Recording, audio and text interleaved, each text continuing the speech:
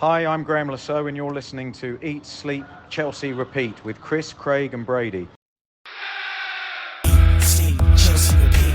Eat, sleep, Chelsea, repeat. Eat, sleep, Chelsea, repeat.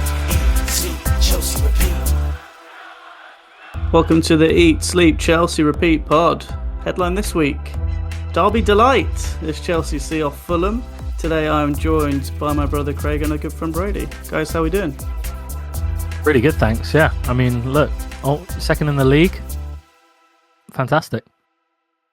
7 points and 7 players leaving the club on transfer deadline day, so or whatever the number is. So yeah, it's all happening, and it finished at 7 p.m. didn't it? So It did, all the yeah. 7. Yeah, and we are recording on deadline day, and the breaking news is there isn't any. As nothing really seems to have happened, although there was some Just the British leaving at the transfer end. record broken. That's all. Couple of times as well. Cool. Well, let's talk about the game. Obviously, Chelsea beat Fulham 2-0. Goals from Joao Pedro and Enzo Fernandez with a penalty.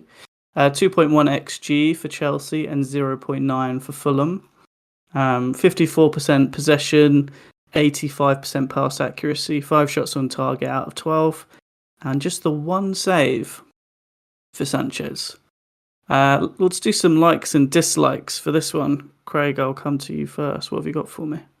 Well, it's about time we start thinking about getting some murals outside Stamford Bridge, because Bernardo Cueva is my like for this week. We have 4 goals from corners after 3 matches in the Premier League. I think there was a bit of, last year we weren't sure how much of an impact we made. Obviously, it was a big get from Brentford to poach their set piece coach after they had so much success with set pieces. He's come in and bit of mix, but the corners this year have been following the same pattern but slightly different deliveries. I don't know, it's a unique little I don't know if gimmick's the right word, but I think I really like what we're seeing from the corners and set pieces this year, and big improvement. Yeah, it looks good, doesn't it? Brady. Yeah, mine was similar. I mean, I was going to say, we turned into like a mini Arsenal. 4 goals from 3 games in terms of corners, or mixing it up a little bit. But the main word that I was going to use for likes is grittiness. A lot of bodies on the line, especially in the second half. Fulham made it a bit. I mean, pretty much every game in the Premier League now is pretty physical, isn't it? There's a real physical aspect to it. All the promoted teams that come up will try and be physical with Chelsea.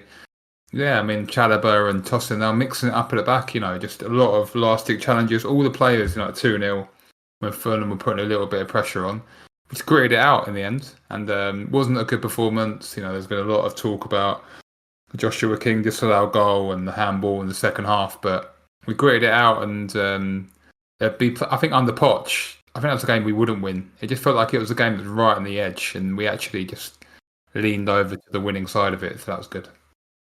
Yeah, my like for this game is just how lucky we seem to be getting with all these disallowed goals. Very, very nice. Fine margins as well.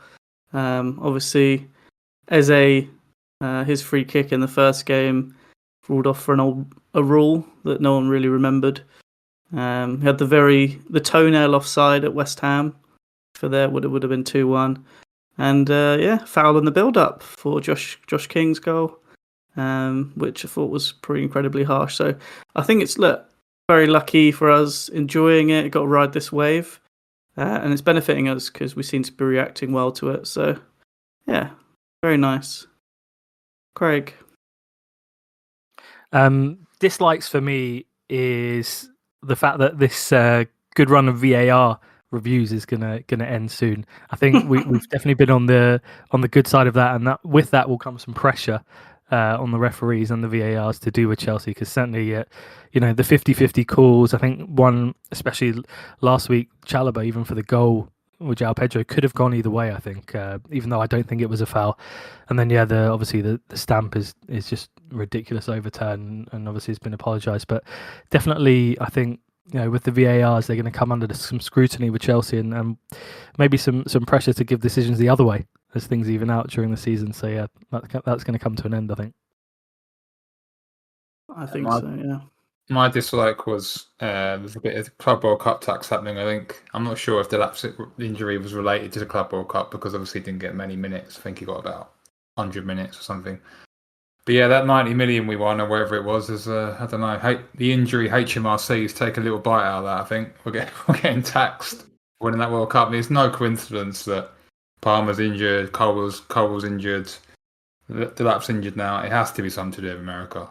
And yeah, it's unfortunate. We've got a big squad, you can take it, but with Delap out, that really changes the climate for striker. And obviously Mark Guiu's come back. But yeah, we're already looking a bit light in the 9 a little bit. I mean, in terms of João Pedro and Guiu, that's not really what you want. It's probably not enough. So yeah, it's unfortunate, and we've really struggled with injuries under previous managers, and I just hope it doesn't happen again.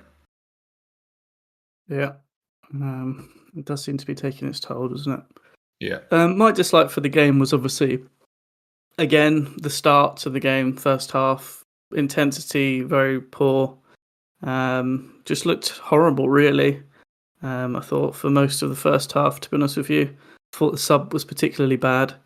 Tyreek George, I didn't really rate that. I think we could have tried to do something a little bit different, but I think ultimately the first half in the game was just really poor from a tactical point of view. I thought Fulham played through us very easily, and I just, again, we just looked a bit like the West Ham game, very passive.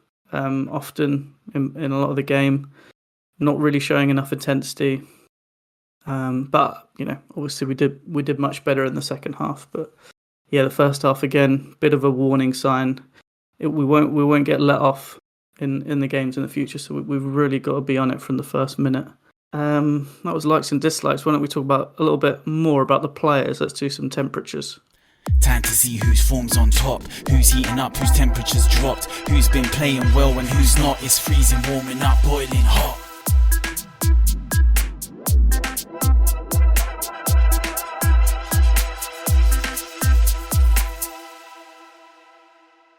All right, Brady, you can go first. It's What me. have you What's got happened? for us? Craig not on this pod, no? Because it's me first. We put me first for Oh, temperature. you are here, Craig. Oh, Sorry thank you, mate. for likes and dislikes. Usually just not very polite in the queue, let's say. We're doing we're saying all our freezers first. Is that the new system? I wasn't here last week. You've got to let me know You that weren't, system. yeah. We're going to do it all at once. So have it Okay. out already. What have you got for us, Brady? And then Craig, you can go next. I think there was a main freezer here. Antarctic, it was Enzo Fernandez for me. Yeah, I had Enzo in the freezer as well. I also had Enzo. I think, yeah, it was. Well, Brady, what are you going to say? I mean, it's unusual that you've got a player who's got a goal and assist in this game. But he was poor. And he's been poor all season, to be honest. There's that Iggy Pop song, isn't it? The Passenger, really famous song.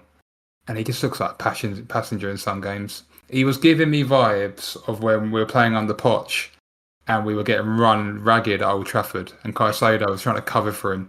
When he's advanced and he's not deep enough, he just gets... There's a little no man's land where he just gets caught and he's nowhere in the game. I think he just needs to just come and get the ball and play deeper or go really advanced. Because when he's in that middle ground, he just seems to get completely lost in the game, to be honest. And we get overrun and Fulham match us up. I think Marco Silva, you got to give him some credit. They matched us up with the diamond in midfield, and they were winning all the second balls in the first half. And that's a lot to do with Fernandez. Fernandez often isn't very good at winning the second ball, I don't think. It hasn't been so far this season, and he was extremely poor. Didn't love some of the stuff he was also doing on the touchline, gesturing with his captain's armband and arguing with everyone. Not a great day for him, even though he got a goal and assist. I think he was poor. It's a good example of why you wouldn't use FOTMob or SofaScore or any of these other rating systems as just an evaluation for the game. Because, 8.5 and man of the match according to rating systems. But yeah, clearly the worst player on the pitch, I think. And yeah, the style of game, I think you said it, Brady, that doesn't suit him. Fulham made it by piling a lot of players forward, a bit of like a basketball game.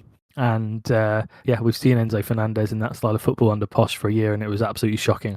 It just doesn't suit him at all. He's not got the legs for it. There's lots of times where he's got green grass to run in front of him, and he's just not a carrier of the ball. That's not his style. In the same way, other players have got other attributes and historically haven't shone as ball carriers. Enzo Fernandez is exactly the same. He's not a ball carrier, and these games, I think in an ideal world, I don't know if Maresca, when you're starting João Pedro at 10, who I think doesn't work hard enough in that position or is not very tactically aware, whether you would play Fernandes and Caicedo in that specific game together. I don't think you would. I think if Lavia was fit, he might have started this game ahead of Enzo, just the style we went for with Delap and Pedro. So, yeah, I think, with Palmer out, we're obviously trying to find some solutions in that. But yeah, tactically, I think this was not one that I would trot out again. Yeah, I agree. I think João Pedro is much more attacking than Palmer. Palmer loves to drop in, so you almost get like an extra man. And he also slows the game up quite a bit, Palmer. He has been recently, by coming deep, playing short passes. So Fernandes is able to get up the pitch a lot quicker. But yeah, he was really bad in this. And I said it was the beginning of the end for Enzo Fernandes this season, and it might be sooner than he thinks, because there are players waiting in the wings. So we'll see how he gets on next after the international break, and whether he gets dropped, because I feel like he should be. Yeah, I wouldn't drop Enzo. I think obviously just try and find a better role for him, and that puts Pedro up top, and then Esteval in the 10, and then we can think about the wingers. Now we've got a couple come in, which I'm sure we'll talk about. Okay, why don't we move on to warming up? A bit more exciting. Lots of options here for warming up, actually. Yeah, agreed. I'm going to go with who was, I think, joint next best rated on FootMob was Chava Chalobah. He was really good in this game. Very solid. Craig, well, hang on, Craig, who have you got? Oh, sorry, Yeah, sorry. Sorry, my bad. I'm going Tosin for warming up. Tosin, Central. okay. I've got Esteval. Right. Three different ones. I guess the most controversial one is probably Tosin. Chalobah, for what it's worth, was my boiling hot. I thought he was absolutely unreal. But Tosin, for me, probably the most controversial one. But I just think, in a game like that where Fulham ended up having to play a lot of long balls because of our press, especially as the game wore on, having his height and aerial dominance was really, really useful. He reminds me a little bit, and it's obviously a way different build, but the way Thiago Silva used to just dominate in the air versus long balls, but also he was able to find Chelsea players with the headers. And because Tosin's so big and winning a header against Muniz is relatively straightforward for him, he's able to actually head the ball to our team.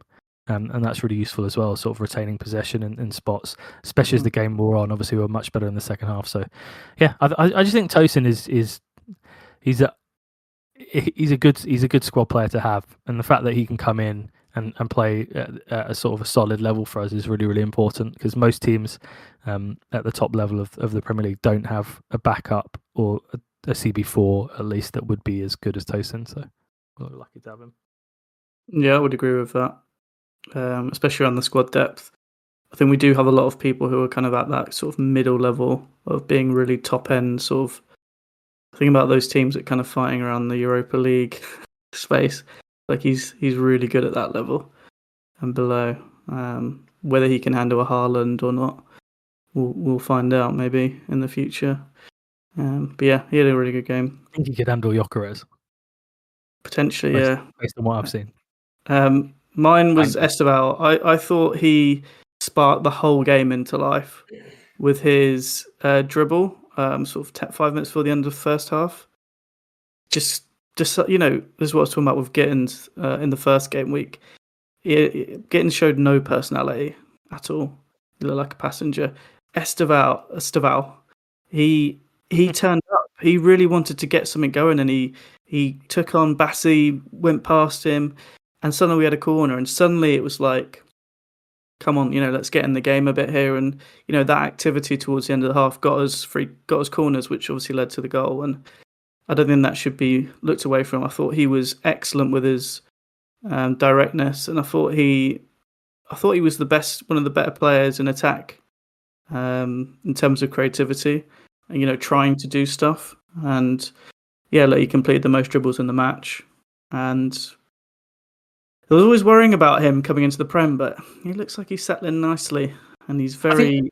I think one of the major concerns about his physicality has been erased. To be honest, I think he's quite physical. I was a bit worried about his size, but he's shown that he's not like super lightweight on the pitch at all. No, I would agree with that. Yeah, he looks good. Look, time will tell, but it's a good start, I think. And I thought he was, he gave us something extra, which was important. He's just got Brady- something about it. He's just got something Yeah. about him. Just to talk about Esteval really quickly, because I think we can talk about Trevor Chalobah in Boiling Hot, Craig, if you've got Chalobah, and I can just talk about another warming up really quick. I mean, just quickly, Esteval. Just got something about him. It's got a bit of an aura. Like you said, Chris, takes us back off him. He's just like, they don't do that with Gittins. When Gittins comes on, Gittins is going to need 3 months to get up to speed, it looks like to me. I think longer. I think he's going to need I think he doesn't, I'm not saying he doesn't look at the races, but he's clearly like, whoa, you can tell that he's just like, wow, this is different from the Bundesliga. It's just the pace is just, and the physicality, he's just not used to it. Even obviously he's from England. Just a little special mention, I won't spend long on this. I thought Malo Gusto was pretty good. He's one of those players. He was almost my warming up. I'm always, when he was on the team sheet, I was like, God, he's on the team sheet again, because you want Reece James in the team sheet. But it's one of those players, like there's always that player that you watch that you're not really in love with at the moment. You're kind of on their back a bit, and every little thing he does wrong, I may be a bit too negative on him. But I've got to say, like some of his recoveries in this game defensively, he was pretty good. Still maybe a little bit negative in terms of like there's a couple of spots where he can cross it and chop it back, but maybe he's been coached to do that.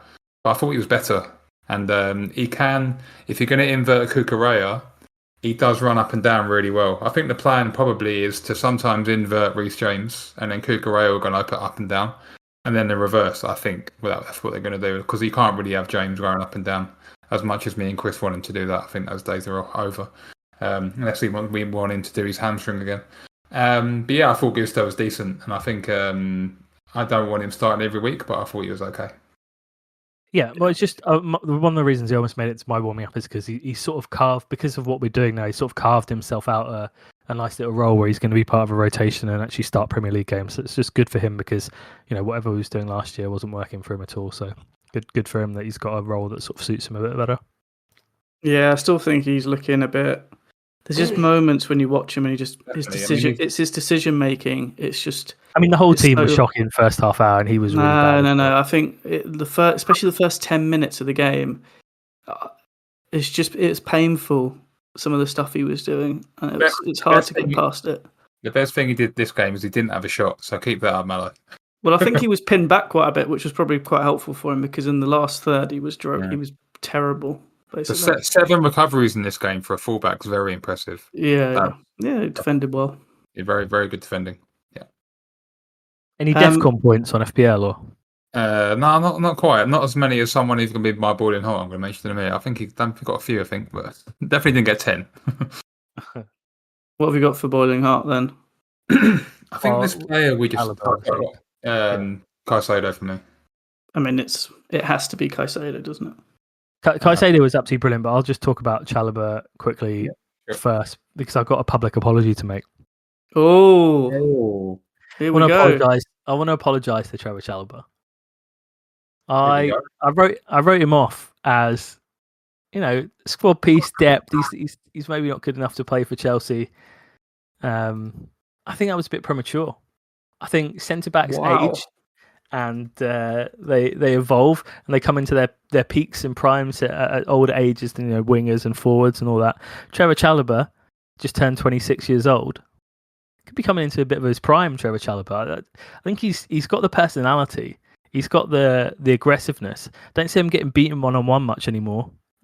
He's still a little bit dodgy in the air, but I think I'd go as far as to say he's a good Premier League centre back now. And I wasn't sure that he could get quite to that level. And I think we can trust him and rely on him. And I actually think now it would be a mistake to sell him, whereas I was sort of on the fence before, as it didn't really matter either way. Kind of like Conor Gallagher before, where he's sort of good, but if we sell him, it's not the end of the world. We won't regret it too much. But I think we would regret selling Chalobah now. And I think he's on a long-term deal. I think he's going to stay at Chelsea now, and I'm loving it because he's grown on me a lot. Wow. Sorry, Trev. Sorry, Trev. Public apology. You don't hear it very often. Undefeated Trev, as he's known. Undefeated Trev. I think that record's gone, but he'll always be undefeated Trev for me. Was he undefeated on the Tuchel? Was that a thing? He was undefeated. Yeah, there was this point where he just hadn't lost a game. Year, basically, where when he started, we'd never. It was on the Tuchel, though, right? Yeah, it must have been. Yeah, it was. Yeah.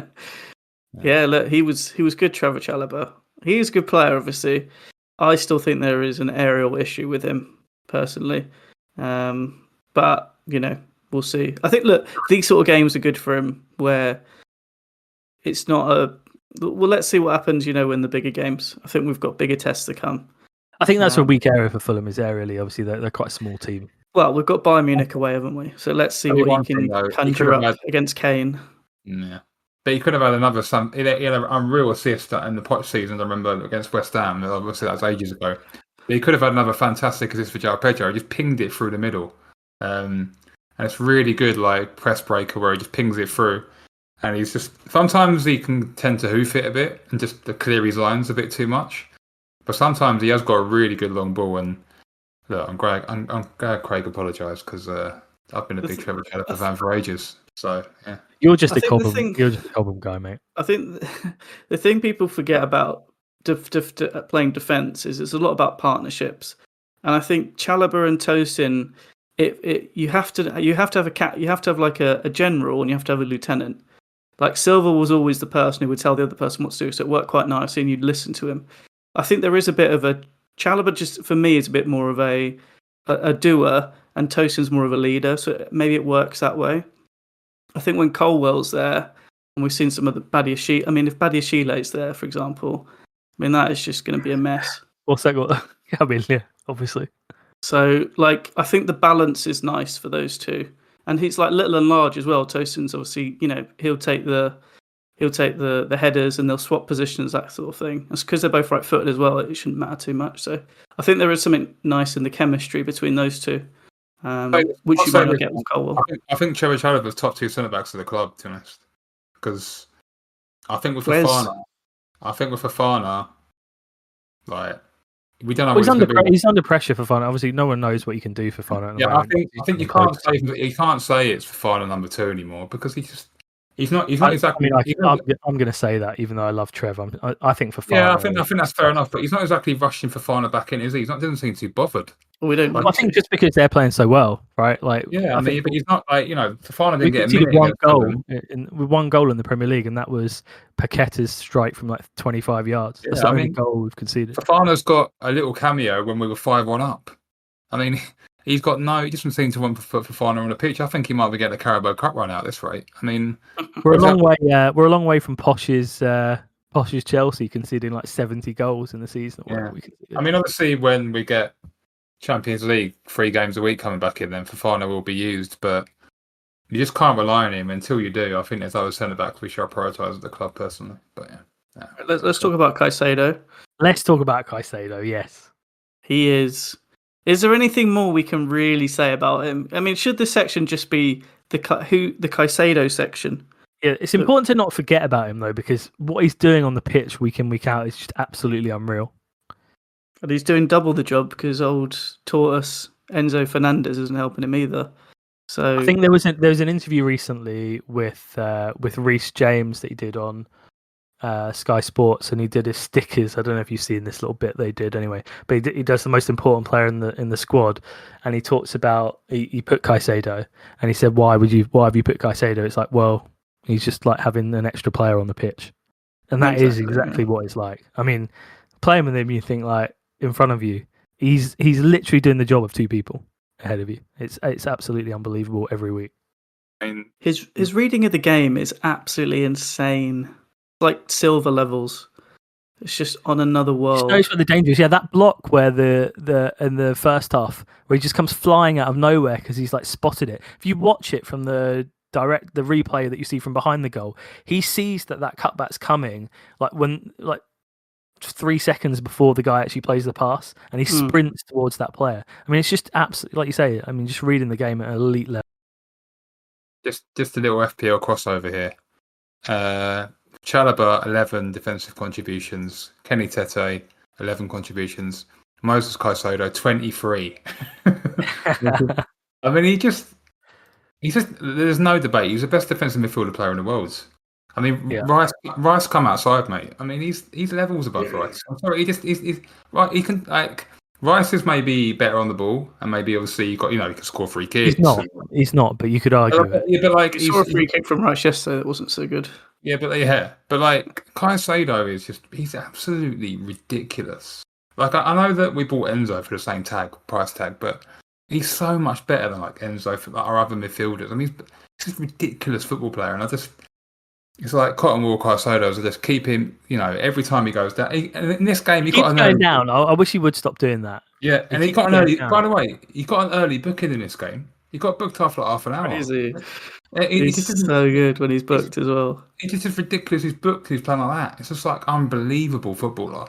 So I said about him, and at the end of last year on the pod, didn't I? Where I said we're going to be talking about him in the same way we talk about Kante. I just think there's no way if he stays with Chelsea his whole career, which I think he will. I mean, it's crazy to think he's only 23. I mean, I don't know. It's the most excited you'd possibly be about a player. He's our best player. He's our best player easily, I think. Yeah, but he's also just one of the best players in the world already at 23. Yeah. He didn't even get Premier League Team of the Season last year. Oh, don't worry about all that nonsense. To be fair, there's not many £100 million players who actually hit. Probably the only one. Well, I think you'd consider Declan Rice. The best thing about Caicedo is that people still don't big him up. Has he won anything?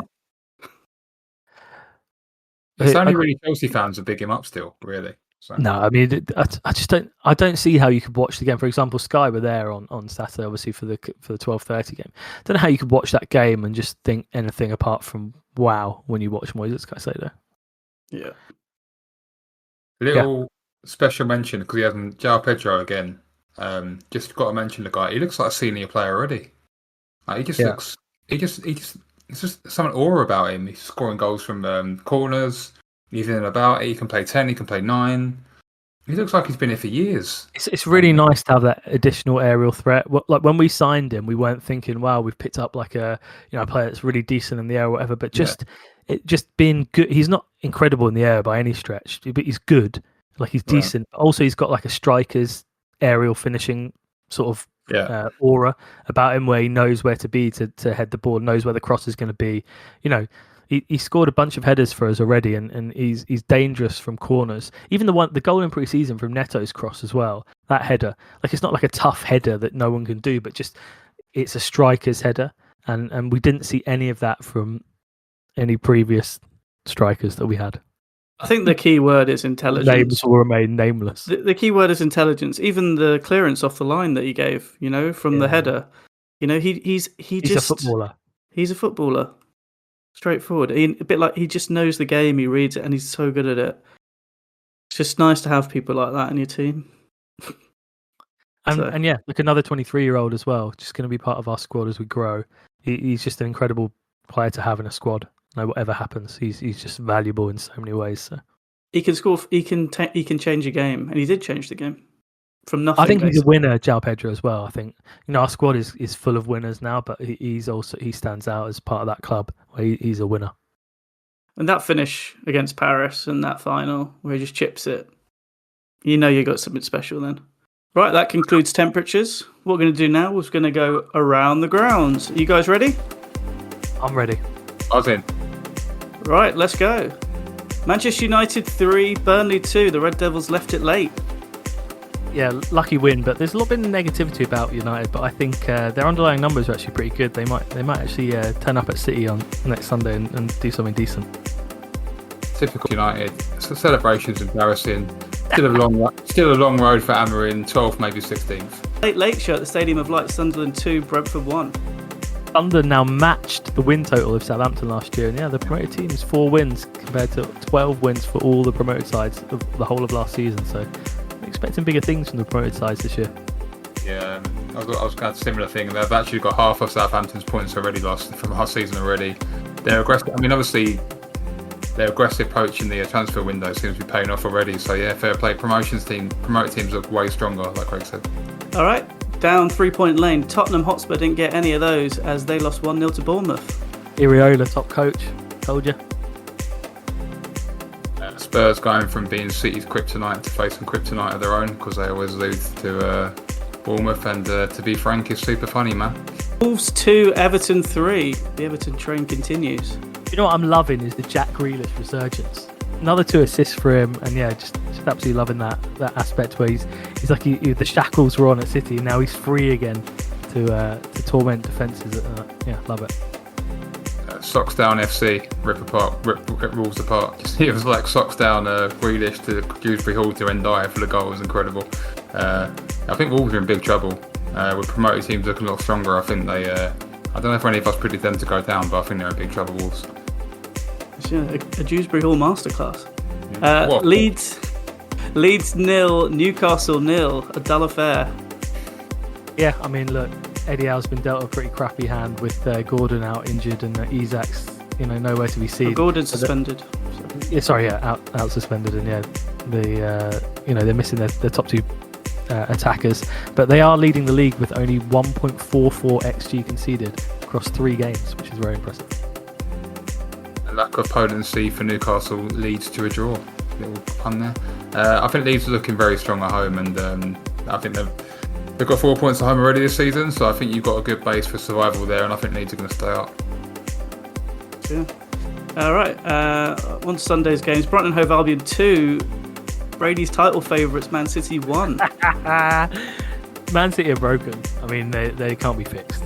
That is just this season. They might be all right, but they're not going to be elite. It might be a case of Pep stayed a bit too long, I think, but we'll have to wait and see. I'm still on the fence about I mean, we'll see about City. I might have been wrong about that call, to be fair. But yeah, massive win for Brighton. But Brighton are like that. They'll get a massive win and then they'll play poorly next year. They're just absolutely destined for 9th place, Brighton. Just put your house on it. 9th place, Brighton. I said Pep might leave in 12 months. You laughed at me, Brady. What do you think? Not going to go around writing Pep Guardiola off, mate. I think they've still got a good squad. Still got the best striker in the league. And after 10 games, if they're struggling, will come back. But he said he wouldn't leave if they got relegated. So I don't think he's going to go anywhere. Right, Nottingham Forest 0, West Ham 3. Graham Potter, what a man. What I'd say to Graham Potter is even a blind squirrel occasionally finds a nut. Wow. Oh dear, that was mental. I mean, I've got another pun. West Ham find some form and maybe Potter can Paqueta about getting sacked. Forest have recruited well, but they've bought too many players. They've bought so many players and settled them all in, and their owner's like the last boss on GTA. He looks a bit mental with their owner, and I think Nuno's going to get sacked. So, yeah, well, this is the type of game that Forest struggle in, I think, where the other team just sits back, even at home, and they want to play teams that come forward and they can counter attack, go on and dominate games. Yeah, 58% possession for them, an absolute nightmare. Right, Liverpool 1, Arsenal 0. Lucky old Liverpool. So how have they got 9 points out of these performances? They could easily have 3 points coming out of here, but they somehow got 9. But yeah, no surprise that Arsenal put all big games. I mean, Madueke was a bright spark for Arsenal, says it all, and Mikel Pulis not getting it done. And Madueke looking promising with no end product. I've never seen that before. Yeah, I've seen that a few times. I think with Liverpool, that you can say lucky. They always seem that Slots has got this energy where he seems to get it done. I don't know. Obviously they were lucky, and there's some sort of voodoo energy where you can get 40-yard free kicks into the top corner. I don't know. I think there's just at Anfield, it's got an energy where they can just get over the line somehow, and that's why I back them for the league this year. I still think they're really strong, and obviously they picked up Isak today, so they're looking pretty tasty. Has only had 4 shots so far this season. Aston Villa 0, Crystal Palace 3. Villa, like City, they're broken. I don't know what to say. I think he's lost it. Palace, top outfit, really well coached. Glasner's one of the next top coaches. Him and Iriola, the 2 next big coaches I think in the Prem. They're top. I think Villa, I'm not sure they're broken. I think they're a bit stale, and I think they've made some signings today in the transfer window. Jadon Sancho being one of them. Good luck, Jadon. The remedy for Villa's problems, James. Yeah, but you can tell last night that when you're watching it that they're just getting it up to Watkins and hoping Rodgers do something. They just need something different. I mean, Lee Hendry is saying in commentary they just need a bit more. So I think a few more faces around that. And when Rashford came in, they were doing well. So I think a couple faces coming in would be all right. I mean, Glasner's just turned Cardiff into one of the most efficient teams in the league. I mean, they're 14 unbeaten in all comps. They're just really, really, really tough to break down. Very solid team. and he's a very system-based manager. So even though they've lost Eze, they had that new guy. Is it Pino? He looks quite good, and Kamada looks alright. So I think they'll be fine. I think they could be top 10. Gay collapsed when he scored yesterday, and his deals collapsed as well. So good news for Palace there. They're going to keep him. All right. Well, that concludes Around the Grounds. Lovely stuff. Right. Well, Chelsea have made some transfers. As it's deadline day, I thought we'd talk about the transfers a little bit and get your viewpoint on how everyone looks so far. And obviously, we'll come back to it later on, maybe at the halfway point in January, and see if our feelings have changed, perhaps. So what we're going to do is go through the players very quickly and just give me a score out of 10 as to what you feel about them based on maybe their age, maybe the price, or maybe how good they might be. So we'll start, and Brady, you can go first, with Joao Pedro, who is 23 and was bought for 63 million euros. 9 out of 10 for me. Yeah, I'm going 9 as well. I think great signing, Prem proven. Just can't get worse, can't get better. Yeah, 9 out of 10 for me. Jamie Gittins, 20 years old, 56 million euros. 6.5 out of 10. Watch his space a bit. Has some ability, raw ability, but looks very undercooked. Yeah, very young player, 20 years old, but I'll go 7.5. I think he's really exciting, and he's absolutely rapid in some of these games that are a bit more open that hopefully we'll get coming up. From what I've seen so far, 5 out of 10. I think one for later on, maybe 20 years old, maybe in a year or two. Average, that's 6.5. I've worked out. There you go. All right. Alejandro Garnacho, 21 years old, 46.2 million euros. Do I have to go first? 6.5. I don't know what to think, man. I don't know what to think. I'll just give a medium score. He's got some ability, and he's played 150 games in the Prem. Goal and assist ain't bad, but it's hard to shift my perception of him from United. So 6.5, I think. I don't know. I think Chelsea fans, easy one to get over when he starts scoring and assisting if he's good. So he's only 21 years old. I'll give this an 8. I think it's a good pickup for this for I think you just don't sign players from big clubs like Manchester United at 21 like their best prospects. For that sort of money. Very lucky to get him. A lot of my United friends think that isn't it for raw ability an 8 or a bit of both? I just think that the fee combined with his age and his he's going to get a lot of minutes for us this year. I just think he can be really good. He can be effective in the system.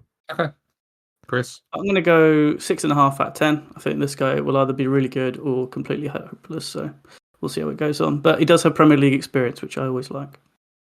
Jarell Hato, 19 years old, 44.2 million euros. Good feeling about this guy. I think 8.5. I think he's going to be a very good player. He's a leader at Ajax. Although he hasn't played much, I don't know. Just got a gut feeling that he's going to be good. He can really help out, chop up Kukureya's minutes. I think eventually, in some games where it's a bit less physical, maybe in the Champions League, he can play left centre back if we need him to as well. Especially if we play as a 3 with one player inverting. So yeah, I think 8.5 for me. Yeah, 9 for me. I think he's 19, but he's going to be so good. I love the player. 7 out of 10 for me, Hato. I think he looks pretty good, but he's 19, so If we signed Prime R9, would you give him a 10, Chris? I'll probably give him a 9.5. You give him a 9, yeah? I don't think you can give this guy anything too high. We haven't seen him play really. Just joking. So yeah, I think he's going to be a backup, so I'm not expecting to do much. Liam Delap, 22 years old, 35 million euros. The prop, as I like to call him, Liam Delap playing roughly. I mean, before he got injured, he barged into someone. He's a bit of a battering ram. I'll go 8 for Liam. Very raw. I think he's over aggressive sometimes, but he's got very good raw attributes. The fee's incredible, so I know Craig's going to go 9, but I'll go 8.5. I think it's a good pickup. Yeah, I was going to say I'm not going to go 9. I'll go 8.5. I think in same fee, it's a win-win transfer. You cannot lose on this transfer. Worst case is he's a dud and you sell him for 30 million. So I mean, you can't lose. Would you go 9? 8.5. Okay, so yeah, I think this is an 8 for me. I think this is a really good pickup. I like Liam Delap, and as a backup striker, I think he's miles clear of the person who was playing up front for us last season. So this is great. 18 We can 18 name years. Jackson with It's not. a couple of slanders. It's not a man who can't be named, Chris. He is a little bit now. He'd thrown his toys out the pram, even leaving. Didn't want to come back, mate. Didn't want to say his name. Oh dear. His agent's putting photos of Bayern Munich badge on his Instagram. Yeah, that's it. Just get out of the club. Jackson. It's Nicholas Jackson. Yeah. Anyway, go on. Obligation now, mate. Clear off. That's it. Right. Staval Willian, 18 years old, 34 million euros. Go 8.5. I want to go higher because he just looked with a lot of ability, but again, with the fee, you have a good sell on, and he's always got that maybe thing of be really bright, the youth prodigy, and then die off. So he's only 18, but 8.5 for me, good pick up. I'm going 10. 10. Yeah, I think this is at 18 years old. The fact that we've managed to get like Brazil's best prospect at Chelsea, I think people are just not rating that accordingly. Like, when Neymar's leaving Brazil, Chelsea had no chance of signing him. He's not in for these sort of players. Like the fact that we're in for 18-year-olds now in Brazil who are like their best prospects, and they're coming to us for nothing as well. Like literally like half the price of Mateus Fernandes that goes from Southampton to wherever he went, West Ham or something. Like, I mean, it's unreal that he's playing for us. It's a 10 out of 10 transfer for me. I'll give this a 9 out of 10 for me. I think this is a really good pickup. I like him. I think he, like Craig says, he was probably one of the highest regarded players. And I think from what I've seen of him as well, it looks like he's going to live up to most of the bill. So really happy with what I've seen. 18, fantastic. The lowest, and we do wish Mateus Fernandes well at West Ham. Sorry for this Craig slander there. I think he's a good player, Fernandes. Right, Dario Asugo, 20 years old, 22 million euros. 8.5, just because when you're watching, he just looks the same as Costa. He's ridiculous. You guys love him, don't you? He just looks so good. It's just really nice to have Caicedo back up, where if he does get injured or we need to chop up the minutes, it's really nice. So actually, I'm going to go 9. He looks such a good pickup. I'm 20 years old, got him for nothing. Looks brilliant. 9. Yeah, I'll go 7. I think he's a good pickup. Obviously, like young player. He's not going to get. Have you seen him play? No, he's good. He's obviously promising in the limited minutes I've seen, but he's. I just think sort of similar to why Chris didn't give Hato a high rating, I guess. But I rate the player much higher than Hato. I guess I never watched Asugo before at all, so I didn't see much. 10 out of 10 for me. This guy is the next superstar. How much? 10 out of 10. Yeah, I knew Chris would go high. I knew it. He's amazing. This guy is amazing. He should be playing. He's much better than Enzo. Gotta get this guy on the pitch. He's big, he's strong, he can run, he can tackle. What more do you want? I mean, he is unreal. He's got everything. He's literally got everything in his locker. This kid's going places. 10 out of 10. Right, Mamadou Sarr. 14 million euros. I don't know. Good hype. Go 7.5. Got no idea. I'll go 7. I got no idea. Good for out the half. Same. Obviously, like Sarr, I'll go 6. I mean, sorry, a 7. I just think, Craig found himself in a bit negative there, but I better go 7. I'm gonna go 6.5. I have no idea what to expect from Mamadou Sarr, but it feels like some sort of financial. I don't know. Who knows what they're doing with the money between Chelsea and Strasbourg? So it's hard to know if any of these guys are actually any good or it's just some financial fiddlings. Right, Kendry Paez, 18 years old, 10 million euros. Forgotten prospect. It was supposed to be him and Estevar coming and ripping it up together, and he's been sent off to Strasbourg. I don't know, 7. I don't know what he's like. He looks alright. I'm not really sure about him. Excited to see what he can do at Strasbourg. So I'll give him 7 as well. Yeah, I think this is. I'm in the same boat. I think maybe a 7. We'll see. Haven't seen anything really from him. Facundo Buonanotte, 20 years old, loan from Brighton. A bit of development for Brighton's players. I'm going to go 8.5. I think it's a great little pickup. I think I've watched the YouTube reels. I'm hooked. He looks unreal. Very good backup, and I don't think we've got obligation or anything. It's a dry loan, I think. But I think if there's a bid for him next summer, if Chelsea match it, I think they get first refusal. I mean, we always get first refusal at Brighton anyway, because we share the sort code and bank number, no problem. But yeah, 8.5. I think it looks really good little pickup, and he's free. Yeah. Part of the Argentinian mini revolution, along with the He's Brazilian mini yeah. revolution. It's Anselmino, Nice Enzo, mate for that. Garnacho. They're all Nice mates. on that show, yeah.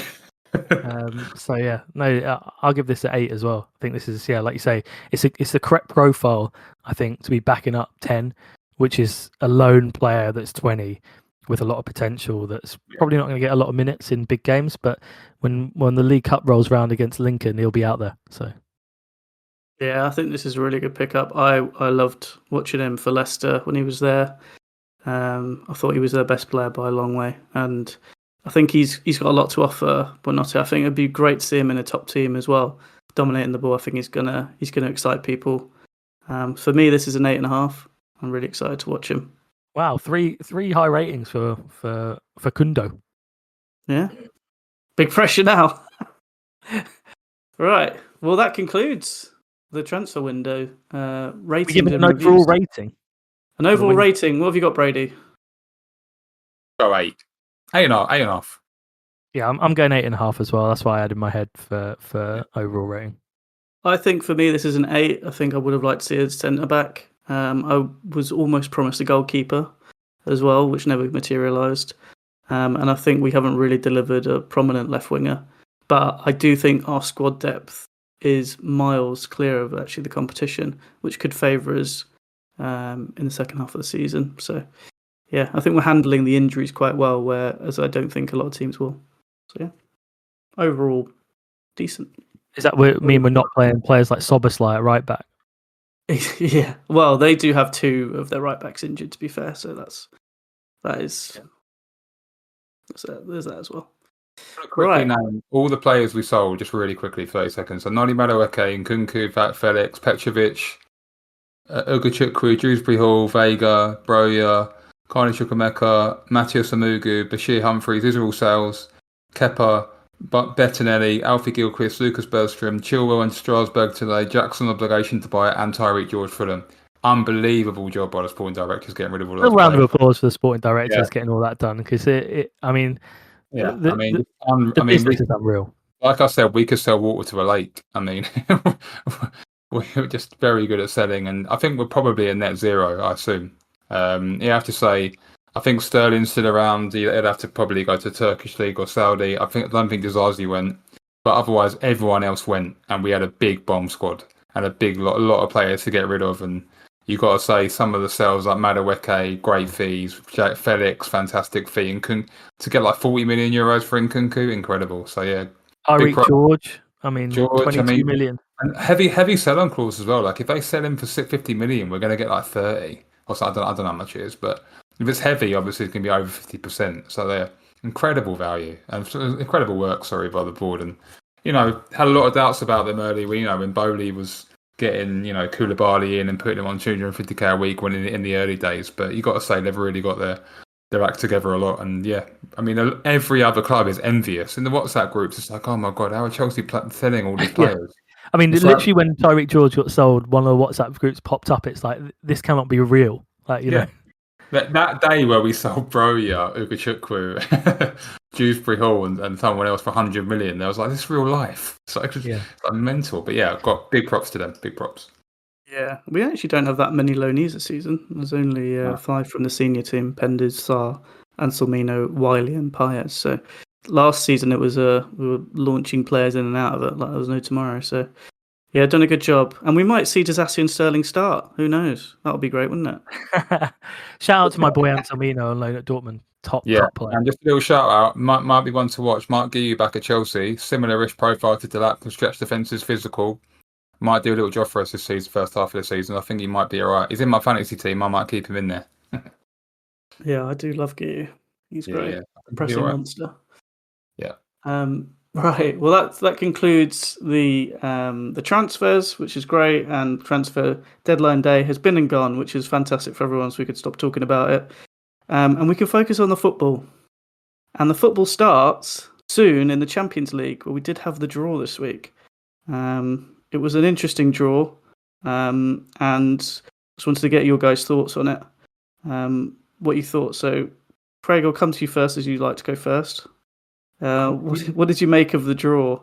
Yeah, I mean, tough draw. I think everyone that can that's been talking about it from Chelsea's point of view, we're going to have some really tough matches. Obviously, starting off on away at Bayern is not going to be easy. Well, let me just quickly run through it. So it's Bayern Munich away, Benfica at home, Ajax at home, Karabag away, Barcelona at home, Atalanta away, Paphos at home, and Napoli away. Yeah, I mean, look, the away games are really, really tough. I think that's the most important thing to realise. Middle 8. we might need a playoff. Yeah, look, if we're in the playoffs, it's not the end of the world. But the important thing is to show something in this season in the Champions League, competing against these top teams. Real test for the young squad and the young inexperienced manager. So it's exciting to see us in the Champions League again. What do you think, Brady? We've got maximum, 24 points. Let's do a little prediction. What points do you think we're going to get, Chris, out of 24? I think I said 16 was going to be our total. Craig? Completely unprepared for this to think about, but that's better. Let's say 15. I'm going to go 14, and I think we'll just about be in the middleweight, just about, and we'll get through and qualify in the playoffs, I think. Yeah, so I think 16 was the cut-off. 14, 15, 16 we've got. got the spread. Yeah. Well, that's in that sort of area between sort of 7th and 12th in last season. So I think you're in a good spot there. I think it's so hard to go down out of the Champions League unless the completely capitulates. But you look at Paphos at home, Karabag away, Ajax at home. I mean, Ajax, and I don't think they're great, are they? And Benfica at home, we played them in the Club World Cup. That's 12 points there. So if you can get a base of that, and then you can try and pick up 4 points otherwise. I mean, we might make the top 8. You never know. Yeah, I mean, from my point of view, it's just really exciting to be back in the Champions League. I can't wait for these games. Kind of got used to not being it, but we had like whatever it was, the teams we had last year, like Noah and all that. It was almost like a joke, wasn't it? Like Chelsea, it's just nice to just be back where we belong, and we've got so much history in that competition, and we won it twice, but so many like semi-finals, so many epic knockout games. So yeah, it's really exciting. We get to see Nicholas Jackson play in 2 weeks' time. We don't have to wait long. That's going to be the story, isn't it? That's going to be the story, Jacko. Oh dear, yeah. Rehash that mess. Yeah. Right. That's all we've got time for today, guys. Thank you so much. No worries. No problem. Enjoy the international break. I know you always do. Yeah. You going to watch the England? We'll leave that to you, Chris. I thought you're big England fans these days, aren't you? Oh yeah, well I am. That's Tommy boy, isn't it? What is it? Qualifiers or friendlies or what? Yeah, we've got some qualifying to do. Right. Yeah, I'll give it a watch. There's a little tournament next year called the World Cup. If you fancy watching that. Yeah, I might watch that. I mean, that's when I usually start watching international football. I'm not really a big qualifying watcher, but yeah, I might flick on the highlights. You never know. Well, if you're literally starved of like anything to do, then I'll flick it on. There you go. Well, you can watch England take on Andorra on Saturday, and England play Serbia. Flick the highlights. Are you going down Wembley, Chris, for that? Or? I'm not going to make it to Wembley, unfortunately. I'm going to try and make it to the Medeski, the Select Car Leasing Stadium for Reading, Northampton. Oh wow, there you go. Huge match. Little insight there. Chris is a real not non-league but lower league, non-league fan. He loves it. Getting in there with the real football. Fair enough. Yeah. We got to support the football. The good football. Teams like Grimsby. Hanwell Town we went to, didn't we? Remember? Yeah, Hanwell Town. Well, Dulwich are at home on Saturday. Could go watch them as well. Lovely. Right. Well, look, thanks very much, guys. For more updates on all things ESCR, you can follow us on X at @EastSleepChelsea and Instagram at @EastSleepChelseaRepeat. As always, we hope you're carefree wherever you may be. And thanks for listening.